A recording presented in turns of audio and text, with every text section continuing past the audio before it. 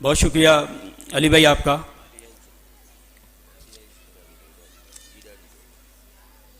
Thank you very much. आपने बड़े अपने अच्छे अंदाज में इस प्रोग्राम का आगाज़ किया।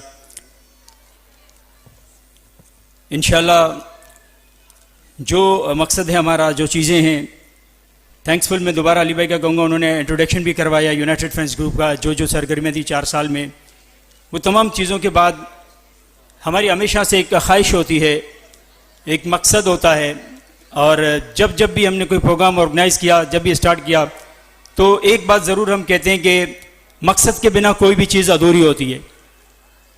और अगर मकसद की बात की जाए तो हमारा जो मेन मकसद है वो उस पसमानदा इलाके से यूथ को प्रमोट करना, आपस में हम आहंगी पैदा करना। स्पेशली आज से 4 साल पहले जब हमने आगाज़ किया था इस चीज़ का, तो हम सब ने ये अहद किया था कि इंशाअल्लाह अगर ज़िंदगी ने साथ दिया तो पान, गुटखा, तंबाकू नोशी, चरस, गांजा, अफीम, ये जितनी वो खराफात हैं जो हमारी नस्ल को तबाह कर रहे हैं, हम पूरी कोशिश करेंगे कि उसे सिर्फ और सिर्फ लियारी से ही नहीं, कराची से ही नहीं, पाकिस्तान से उसका नाम और निशान मिटाने की जस्तजू हम जारी रखेंगे। यही मिशन लेकर हम चले थे। और उस पसमानदा इलाके में तालीम की कमी है, नौकरियां वहाँ नहीं हैं। मैं किसी सियासी मौजू पे बिल्कुल भी नहीं जाऊँगा इस वक्त, ये उन सियासतदानों का काम है जो लीडर्स हैं, जो मुल्क संभालते हैं, जो सारी जिम्मेदारियां जिन पर, उन्हीं का काम है। हम तो एक एज अ सोशल वर्कर सिर्फ चलते हैं, जितनी अल्लाह ने हमें तौफीक दी हम इंशाल्लाह बढ़ते रहेंगे। तो कहने का मकसद ये कि ये बहुत सी वहाँ पे कमी है, तालीम की बिलखुसूस कमी। तो हमारा जो मेन मकसद है और इस प्रोग्राम को ऑर्गेनाइज करना, टैलेंट हंट प्रोग्राम, उन बच्चों में कॉन्फिडेंस को डेवलप करना, ये हमारा मेन मकसद है कि इन बच्चों में एक ऐसा कॉन्फिडेंस, ऐसा एतमाद हम बहाल करें कि जब ये अपनी लाइफ को आगे लेकर चलें, स्कूल से लेकर जब कॉलेज, यूनिवर्सिटी का दौर, यकीनन इस पसमानदा लियारी से जनरल भी निकलेंगे, डॉक्टर्स भी बनेंगे, इंजीनियर्स भी बनेंगे, वकील भी बनेंगे यहाँ से, और इस मुल्क के बड़े बड़े ओहदों पर फाइज होकर ब्यूरोक्रेट, इंशाल्लाह इस मुल्क की तरक्की में शाना बशाना इस नस्ल के वो बच्चे शामिल होंगे। वही कॉन्फिडेंस पैदा करना हमारा मकसद है, ताकि वो जब जब आगे बढ़ें तो उन्हें आगे बढ़ने में कोई दिक्कत महसूस ना हो। तो इंशाल्लाह आप सबका हमारे साथ भरपूर साथ रहेगा और इस तरह की सरगर्मियां हम जारी और सारी रखेंगे। क्विज कंपटीशन, उसके बाद स्पीच, इस प्रोग्राम के फॉर्मेट का जो मेन मकसद है, 4 जमातों ने पार्टिसिपेट किया है, चारों जमातों की टीमें हैं इसमें। जो उनका आर्ट और आर्ट ड्राफ्टिंग का जो प्रोग्राम था वो एक्चुअली हम 1 हफ्ता पहले उनका मुनक्कद कर चुके थे। उसकी एग्जीबिशन भी यहाँ पर होगी इंशाल्लाह। इसकी स्क्रीन पर आप देखेंगे कि कितनी मेहनत की थी उन चारों जमातों की जो टीमों ने।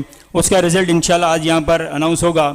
सर अता साहब जो है वो हमारे दरमियान मौजूद हैं, पीस ग्रामर को लीड करते हैं। वो इंशाल्लाह वो फैसला महफूज है, जब वो फैसला हम यहाँ पर सुनाएंगे। अभी जब हम आगे बढ़ेंगे इस प्रोग्राम को आगे लेकर, ताकि जो क्विज का प्रोग्राम स्टार्ट होगा उसकी जो डिटेल्स होगी इंशाल्लाह मैं वक्तन फ़वक्तन आगे बढ़ूंगा। इस वक्त मैं एक ऐसी शख्सियत को यहाँ पर दावत देना चाहूँगा जो कि नेशनल हाईवे पुलिस के DIG साहब हैं। आपकी पुरजोर तालियों में मैं स्टेज पर आने की उन्हें दावत देता हूँ। प्लीज़ कम सर, अली शेर जाखरानी साहब।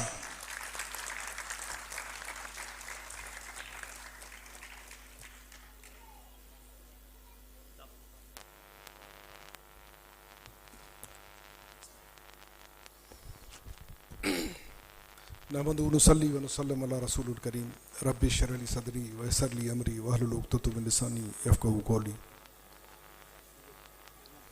मेरे प्यारे बच्चों,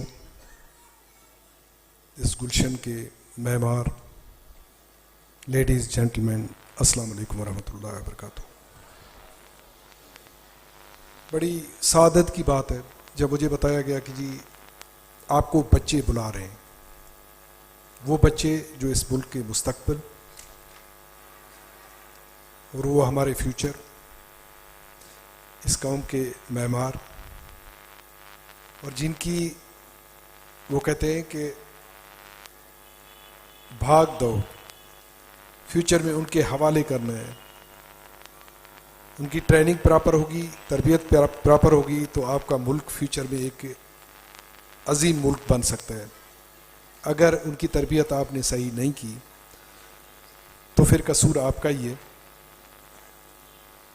कहते हैं कि सबसे स्टार्ट ग्रूमिंग उन बच्चों की होती है, उसके बाद वो बड़े हो जाते हैं और एक अजीम नाम कमा के हर फील्ड में अपने मुल्क को रिप्रेजेंट करते हैं दुनिया लेवल पे। इससे बढ़ के जो टॉपिक मुझे बताया गया वो उससे बड़ा खूबसूरत था।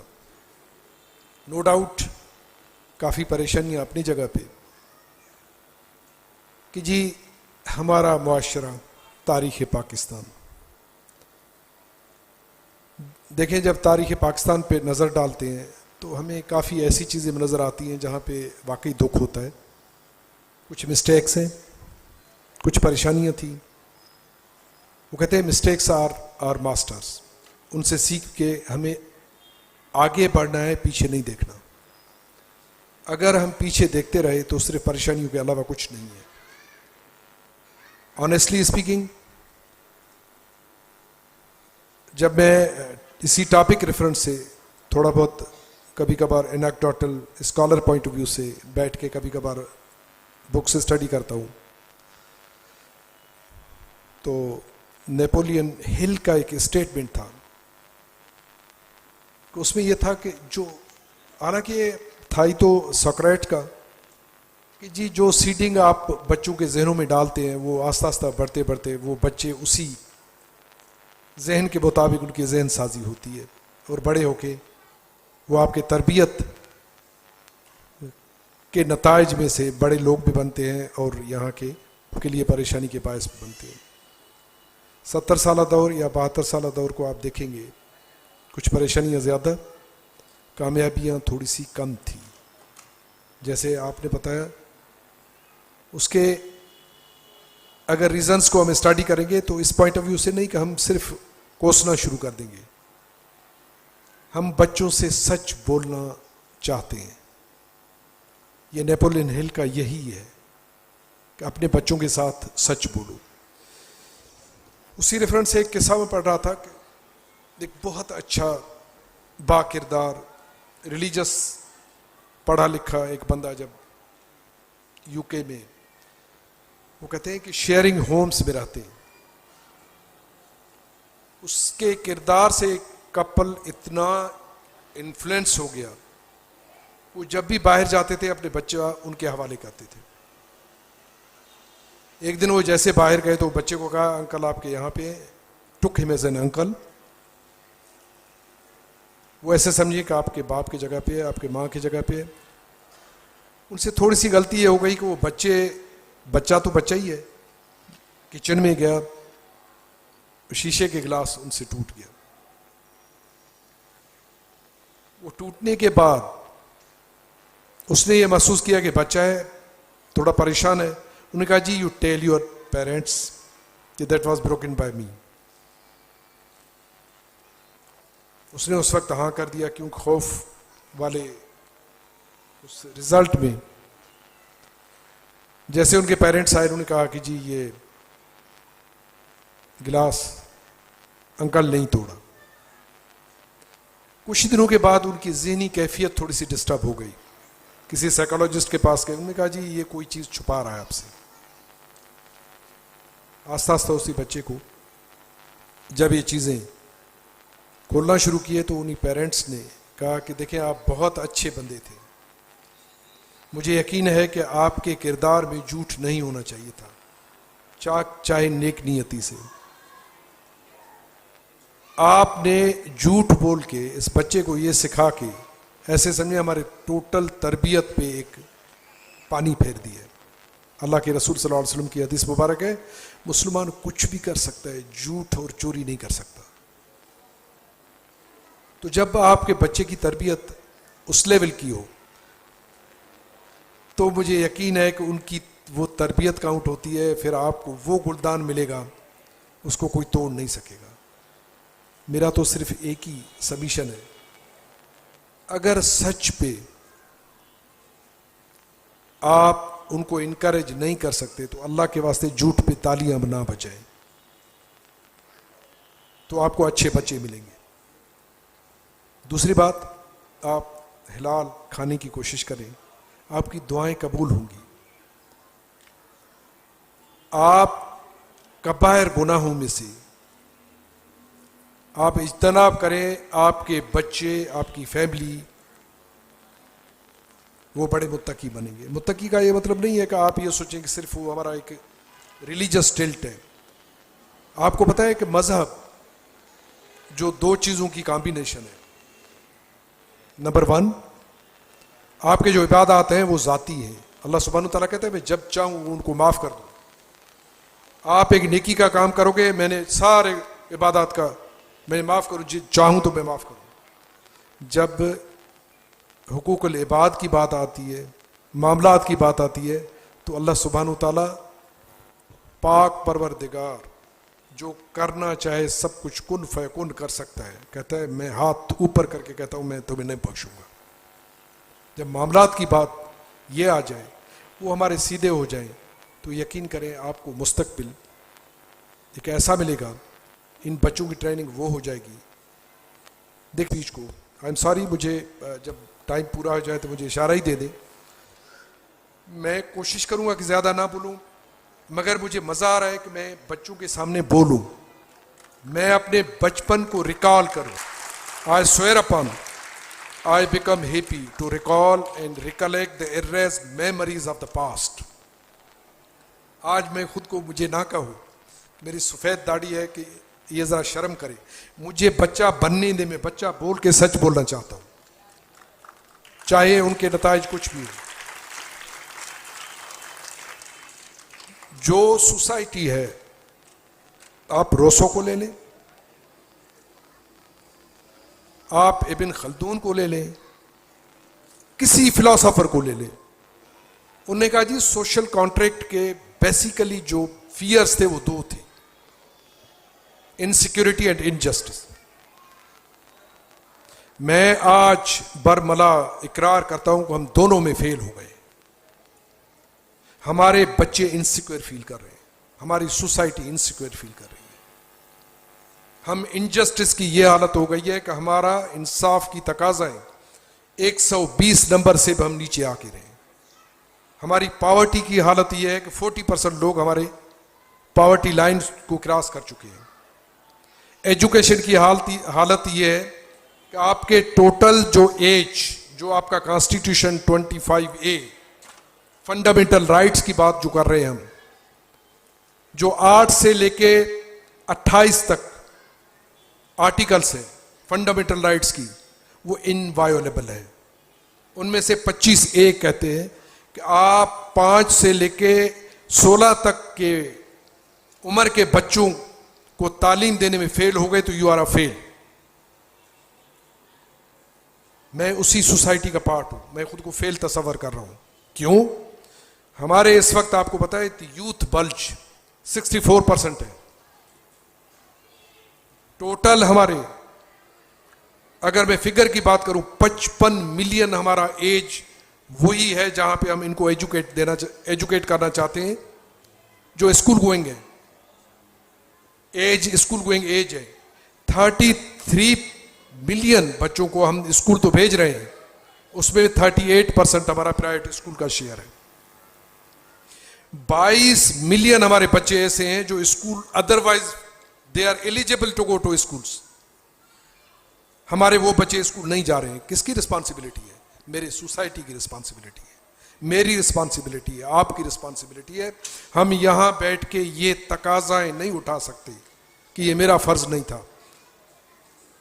जब जापान में यही चीज आई थी तो उन्होंने गलियों में बैठ के अपने बच्चों को पढ़ाया था। अब और मुल्कों को छोड़ के मैं एशियन टाइगर्स की बात करता हूं, जिन्होंने आपके 5 ईयर्स प्लान्स को उठा के आज एशियन टाइगर बन गए हैं। फॉर दैट मैटर आप मलेशिया की बात सुनिए, उन्होंने यही किया है। उन्होंने कोई, मैं ये नहीं कहता you don't blame the politicians, politician, I am sorry to use this word, वो नेक्स्ट इलेक्शंस को देखता है। आपको एक लीडर की जरूरत है जो नेक्स्ट जनरेशन को देखे। वो लीडर आप में से पैदा होगा, वो मेरे से पैदा होगा, अगर हम ईमानदारी से वोट को सही इस्तेमाल करेंगे तो। अगर सोसाइटी को आपको आगे बढ़ाना है तो मैं कहता हूं कि आपका किरदार मजबूत हो, आप निडर होगे। अगर आप बिकाऊ माल हो गए कि यकीन करें कि आप पे, देखिए एक बड़ी बात नेल्सन मंडेला की है, उन्हें बड़ी अच्छी बात कही। उन्हें कहा जी आप मुझे अच्छे लीडर्स दे दें, मैं आपको अच्छा मुल्क दे सकता हूं, अच्छा कौम दे सकता हूं। 27 साल तक उसने कॉम्प्रोमाइज नहीं की। एक लीडर बन के रिटायर होके 5 साल या 10 साल के बाद कहा जी मुझे प्रेसिडेंटशिप नहीं चाहिए। मेरी गुजारिश यह है कि अगर इस इंटरनेट के दौर में जहां पे 95% लोग आपके मोबाइल फोन इस्तेमाल कर रहे हैं, उनकी तरबियत आपने नहीं की तो तबाही से कोई चीज आपको रोक नहीं सकेगा।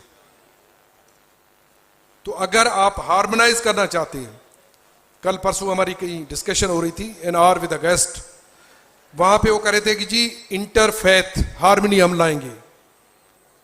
तो मैंने कहा जी आप इंट्राफेथ हार्मनी तो पहले लाएं, आप तो कॉमन ग्राउंड तो क्रिएट करें। आप आज के बच्चे को तो परेशानी है बेचारे को, मैं क्या बन रहा हूं, उनको यह भी पता नहीं है। कैरियर काउंसलिंग की कोई बात नहीं है। जब 22 मिलियन की मैं बात कर रहा हूं, वो रोडों पे खड़े होके वो क्राइम करेंगे तो आपकी सोसाइटी को तो डिस्टर्ब कर देंगे। आप किस सोशल कॉन्ट्रैक्ट की बात कर रहे हैं? हमें एफर्ट्स, देखिए मैं सिर्फ एक नेगेटिविटी की बात नहीं कर रहा हूं, मैं आ रहा हूं उसी पॉइंट पे जहां पे हमें हिम्मत नहीं हारना चाहिए। वो क्या है, मैं ऑनेस्टली बता रहा हूं कि आपको किरदार अदा करना होगा कि आपके बच्चे का जो पेरेंट्स वाला रोल है वो किरदार सही अदा करे। अगर आपने, वो कहते हैं ना पहले भी यही हमारी सेइंग होती थी, मां के गोद को पहला मदरसा कहा जाता था। तो मेरी गुजारिश ये है कि अगर आप इन चीजों पे फोकस करेंगे, स्टार्ट ट्रेनिंग बच्चों को सही तरीके से देंगे और यही 22 मिलियन बच्चों को स्कूल भेजोगे, तो मैं ऑनेस्टली कहता हूं कि आपको इंटेलिजेंट डिसएग्रीमेंट्स होंगे। आज तो हम वो अपने कहते हैं ना कि इस पे मुतफिक नहीं है कि कायदे आजम कहां पैदा हुआ है, तो तारीख के रुख को एक सच्चाई पे तो लाएं कम से कम। आप बिठा के इंटेलेक्चुअल्स को ये चीजें समझाएं। हमारे बच्चे कंफ्यूज क्यों हैं? कोई एक कहता है कि ये करो, दूसरा कहता है ये करे। मैं कहता हूं देखें कॉमन ग्राउंड बनाओ। आपको मुल्क को तरक्की देना है, उनके ग्राउंड्स अलग हो। आपको एजुकेशन देना है। देखिए बदकिस्मती से यूनाइटेड नेशंस की अगर हम बात करते हैं तो वो कहते हैं जी 4 से लेके 6% आपको जीडीपी का आप अपने एजुकेशन पे खर्च करें। आप सुन के हैरानगी आपको होगी। देखो मुझे यकीन है कि आप सारे पढ़े लिखे हैं, मुझसे ज्यादा पढ़े लिखे हैं। मैं तो एक पुलिस वाला हूं, डंडा उठा के वैसे घूमूंगा, मुझे पता ही नहीं है।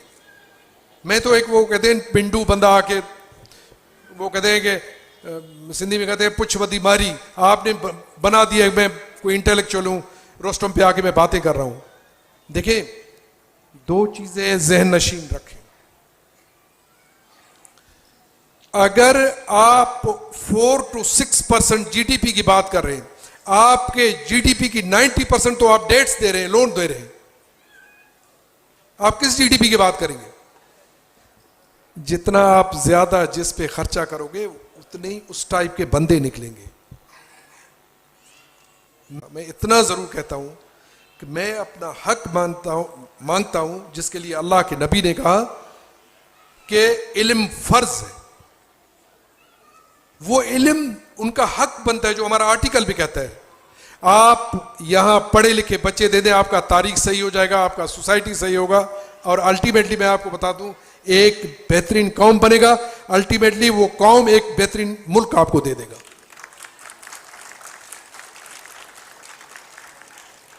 मैं ज्यादा टाइम नहीं लेता, मैं सिर्फ एक गुजारिश करता हूं। आज के बाद जो हमने कहा कि अपने बच्चे को 5 मिनट जरूर दे दें, वो आपके कौम का मुस्तकबिल होगा। आप अपने वोट का ऑनेस्टली अमानत समझ के सही इस्तेमाल करें, यकीन करो आपको बेहतरीन रूलर मिलेगा। आप अपने सोसाइटी में ऑनेस्ट बने, आपको एक आइडियल सोसाइटी मिलेगा। जहन साजी शुरू करें। आपको पता है, मैं नहीं कहता कि आप यहां पे, मैं फिराज की बात कर रहा हूं। उन्होंने क्रिमिनल्स पकड़ के ऐसे लोगों को दिया, जी इनकी जहन साजी करो। जिस कम्युनिटी के लोग थे, क्रिश्चियन के थे तो उनके मिशनरीज को दिया, मुसलमान थे तबलीग जमात के हवाले कर दिया।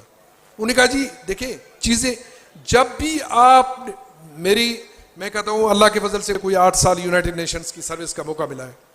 मेरे ख्याल में सिंध में एक तो जमशेद काजी साहब थे, उसे कोट किया जाता है मेरे पे, अल्लाह फजल करम और राम की बात है।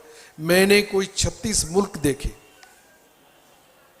और 8 साल मेरी यूनाइटेड नेशंस की सर्विस है। उन्होंने चीजें अडॉप्ट की है। उन्होंने कहा जी सोसाइटी में जितने, उन्होंने कहा जी कभी भी गुनाह से नफरत करो, गुनाहगार से ना करो, उनको आपको रीइंटीग्रेट करना है।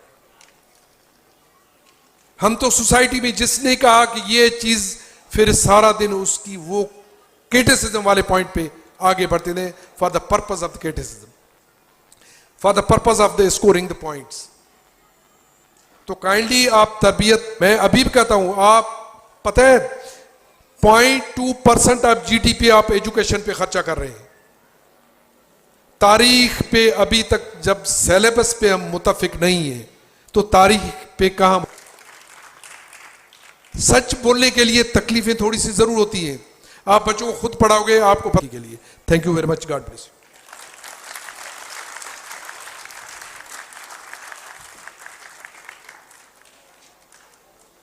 ऐसे अल्फाज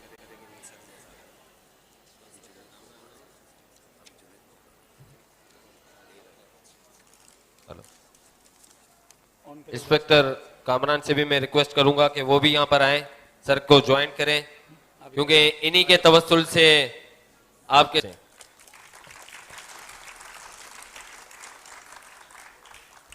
अली शेर जाकरानी शील्ड का तोहफा लेते हुए।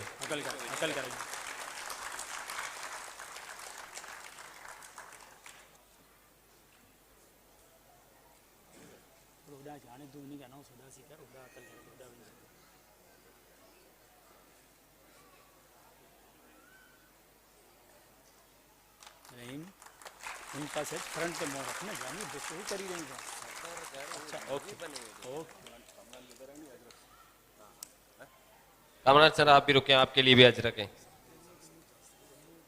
जुनेद के दरमियान यहाँ पर मौजूद हैं मोहम्मद फैसल रहमानी साहब, गोबीज पेंट के ब्रांड मैनेजर हैं साउथ के। उनकी जानिब से भी इन तीनों शख्सियात के लिए गिफ्ट हैं, जो कि प्लीज़ तालियों की गूंज में रिसीव करेंगे। गोबीज पेंट की जानिब से, गोबीज पेंट के ब्रांड मैनेजर जो हैं मोहम्मद फैसल रहमानी साहब, जुनेद अब्दुल कादर सौराठिया साहब जो कि एज ए स्पेशल गेस्ट हैं हमारे आज के इस इवेंट के।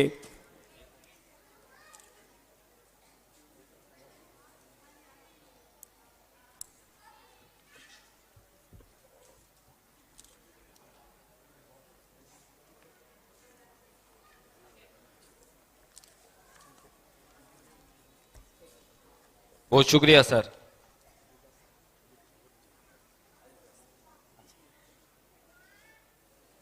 बहुत बहुत शुक्रिया।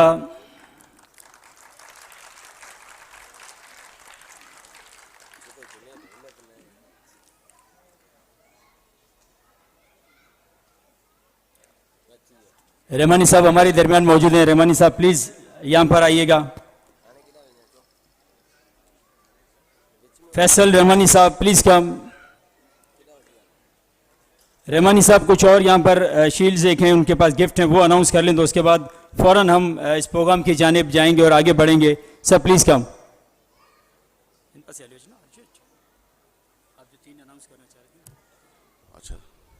अच्छा, इसमें क्योंकि जो पार्टिसिपेंट्स पार्टिसिपेट करेंगे गोबीज पेंट की जानिब से, उन बच्चों के लिए हमने कैश प्राइज रखे हुए हैं। फर्स्ट विनर के लिए हमने 2000 रुपीज का कैश प्राइज रखा है, सेकंड रनर अप का हमने 1000 रुपीज रखा हुआ है, उसके बाद थर्ड का हमने 1000 रुपीज रखा हुआ है। ये गोभी स्पेंड की जानिब से बच्चों को दिए जाएंगे।